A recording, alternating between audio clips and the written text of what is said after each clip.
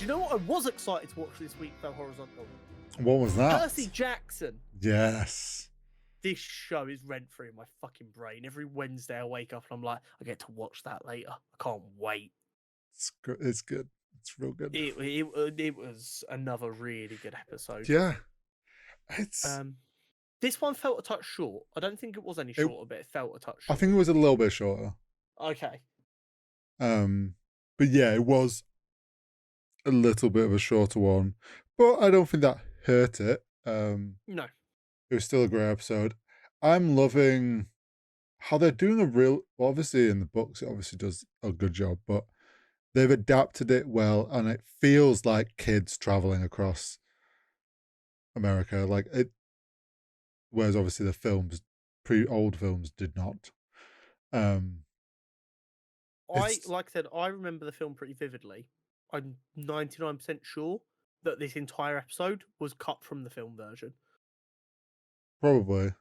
I don't remember them being in St. Louis or dealing with a chimera or anything like that. Possibly.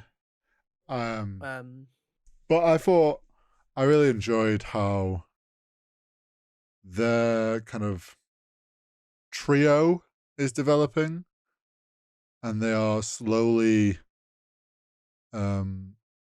becoming closer. And also then you got Percy being like, yeah, you don't have to, the gods don't have to be how you're saying the god, like they aren't all these all powerful, like perfect things. You're just presuming they are, but they don't have to be. Their discussion regarding Annabeth's feelings towards Athena and Percy's towards Poseidon was really interesting because it can so easily be applied to actual religion. Yeah. It's like, yes, you believe in your mother, which is obviously a god, in that she cares for you and she wants the best for you and she's going to help you, and that is fine. I don't believe in my father to do that for me. Yeah. And you need to accept that as well. And it's really interesting how that comes together. And like in earlier episodes when they kind of mentioned it, you can tell both of them were a little bit, oh well, good for you. Yeah. Whereas in this one, you can see they're both a bit more respect for the other ones. She's like, I understand why you felt like your father's done nothing for you, and he's like, and I understand why you believe your mother is looking out for you, because if you have no reason to think that she isn't, why would you choose to think she isn't? Yeah. I think Grover is Me in the mornings. due a big moment. I don't know like the story well enough to know, but I feel like next episode we're getting a big Grover moment. Yeah, I feel like definitely with the talk of they become seekers or whatever to go find. Yeah. There's definitely going to be some sort of like step up for him that kind of obviously clearly is going to be him leading towards that future path. Well, yeah, because like while this quest is a quest to get back the Master Bolt, they're all kind of on their own quest. Yes. Grover is out to right the wrongs of what led to Talia's demise, because he failed in that situation and that clearly haunts him. Yeah. Annabeth's out to prove that she is a hero and to win the love of her mother. And Percy's out to find his mother, bring her home safely, and just kind of hopefully wake up and move on from this weird situation he's found himself in. Yeah.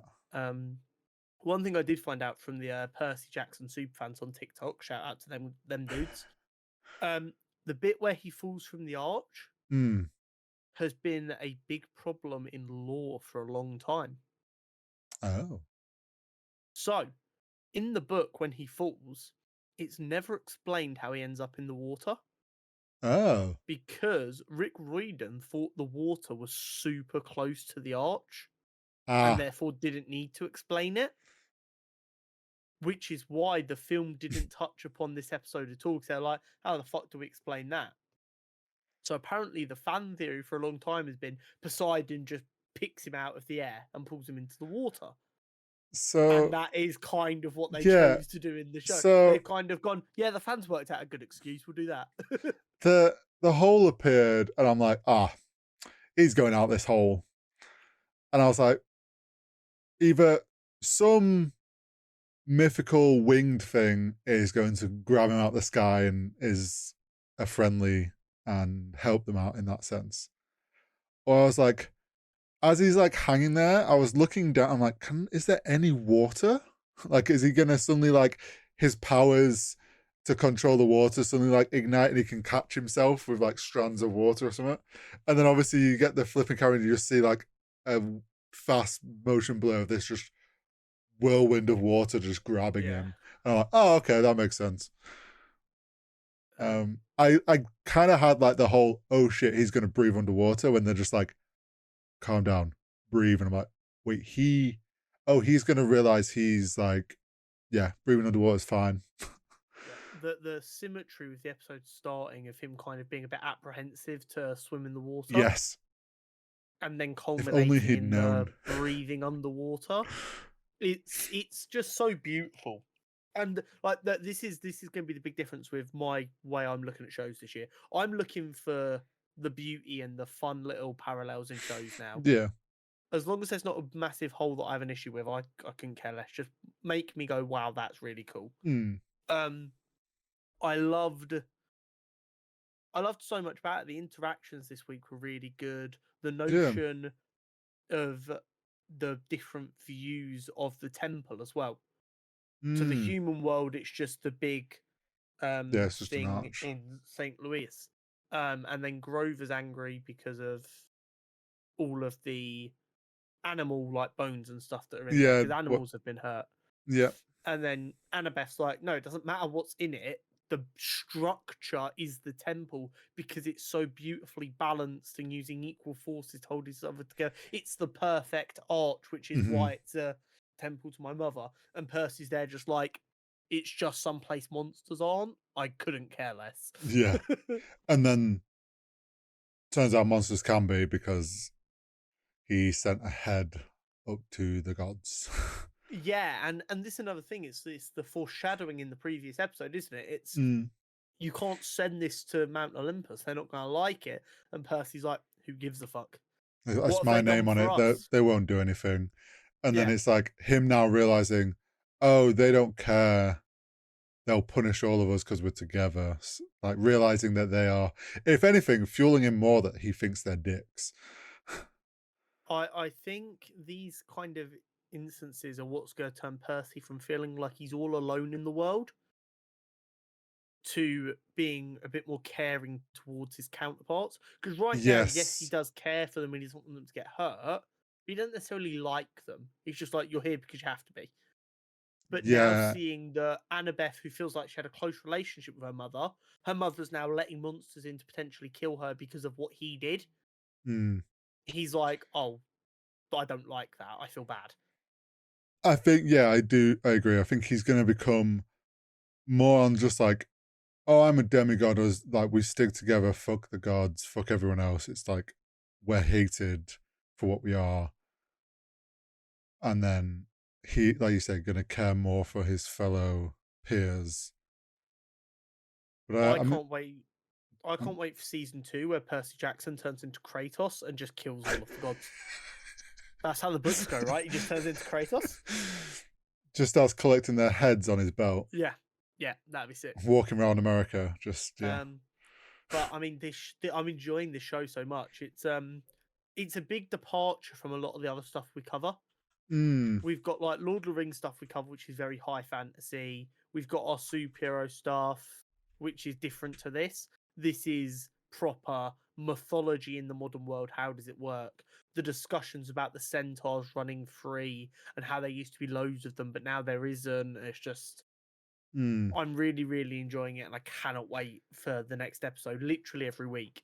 Do you know what? I am intrigued, and this is a So I've said every time I've talked, I don't really remember the films. I saw a thing on TikTok that jogged the biggest memory. Okay. The Lotus Casino thing. Oh, I can't wait for that.